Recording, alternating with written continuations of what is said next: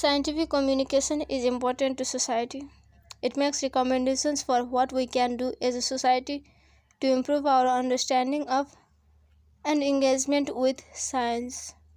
Scientific communication deals with an issue that is important not only or even mainly for the scientific community but also for the nation as a whole and for individuals within it.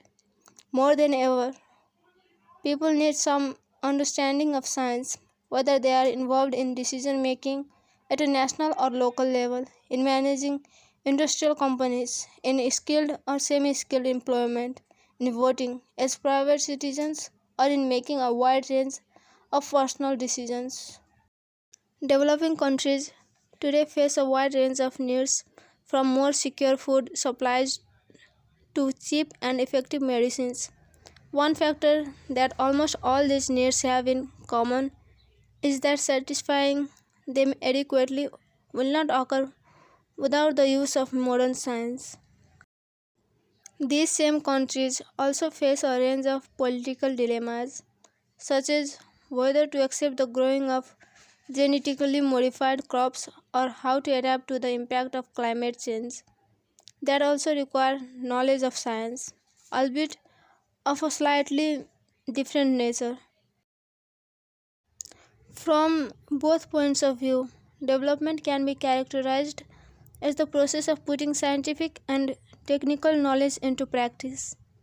Conversely, it is important that building the capacity to observe and make use of scientific and technical knowledge must be placed at the heart of the development efforts if these are to be successful in achieving their goals. But knowledge will not reach those who can benefit from it unless it has been effectively communicated to individuals with the power and skills to put it into practice, whether those are government officials and decision makers, community groups and their representatives, or even non governmental organizations. Formal education, of course, has a key function here, but so does the informal education provided through the media. Furthermore, information and communication technologies ICTs have an important role to play in this process by reducing or eliminating the transactional non production costs of communicating knowledge about science and technology.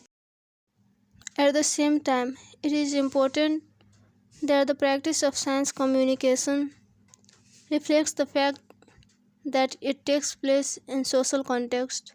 In other words, it is not just a question of conveying information, but also of engaging the potential users of that information. The need is to encourage dialogue and eventually to empower those to whom the information is being provided so that this information can be applied in a practical and useful way.